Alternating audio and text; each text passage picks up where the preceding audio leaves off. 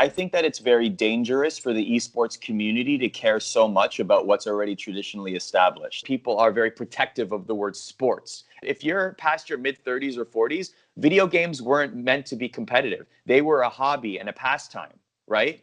So a lot of people are conditioned to believe that video games are just fun.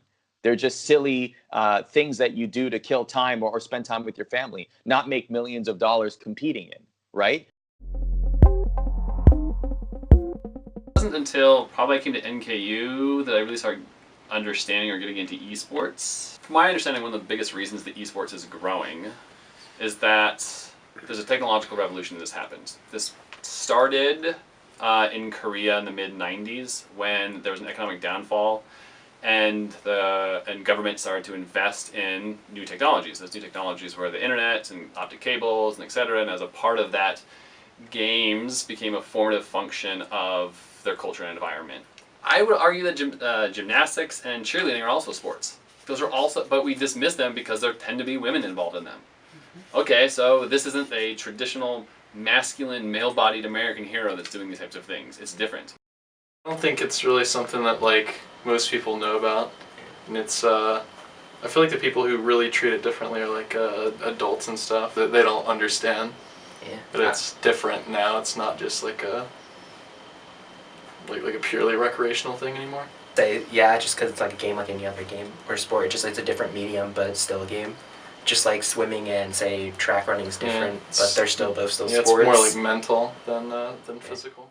Having 100+ keystrokes, right, to play a game is an incredible feat that the human body can do. So on its own, just the keystrokes that players go through, the hand-eye coordination, which they might argue for football over basketball over baseball, right, is there sometimes faster reaction times by esports players than there are by professional athletes.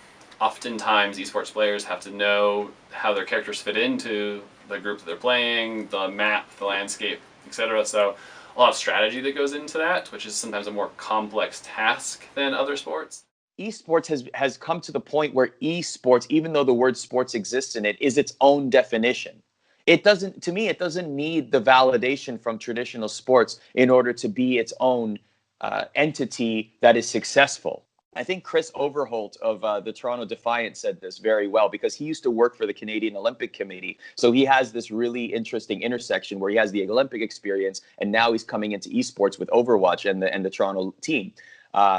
He was asked, well, is it important for esports to get into the Olympics? And his answer was sort of, I don't think esports needs the Olympics. Esports already has the recognition. I don't think it needs to be part of the Olympics. I don't think it needs to be on network television simply for that reason. I think esports is beyond that.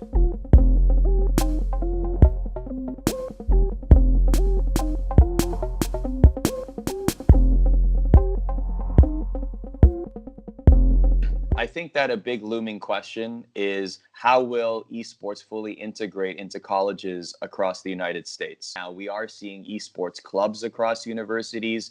Heroes of the Dorm is a great example of an organization or a tournament that's happening at the collegiate level. And I feel like that's going to be something that will be as commonplace as college wrestling or college football in the next 15 to 20 years. It's going to be almost a foregone conclusion that every single college campus will have some sort of esports presence, and you're going to see esports scholarships. You're going to see esports teams traveling around the country, just like college football. So a couple of years ago, we started getting players, I think, I want to say like mid-2000s. We have a couple of players who are earning $1 million to play Halo.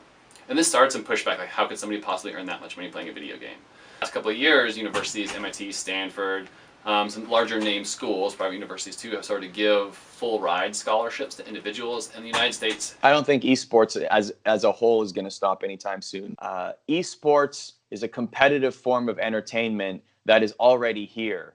And if you're either not aware of it or you are just starting to hear about it, you're already late because it's already knocking at the door of the mainstream. If you look at its presence on network television, the investments that have come in the last several years, esports has already arrived.